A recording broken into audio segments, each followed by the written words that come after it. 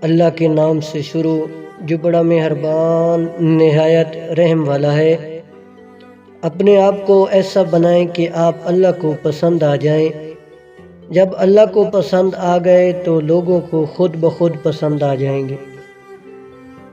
اللہ کو دل اور زبان کا سخت ہونا پسند نہیں، اس لیے اللہ نے دونوں کو ہڈی کے بغیر بنایا ہے۔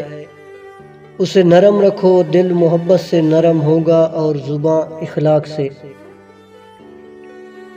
اللہ سے محبت اور انسان سے محبت میں سب سے بڑا فرق یہ ہے کہ انسان سے محبت ہماری سب سے بڑی کمزوری اور اللہ سے محبت ہماری سب سے بڑی طاقت بن جاتی ہے۔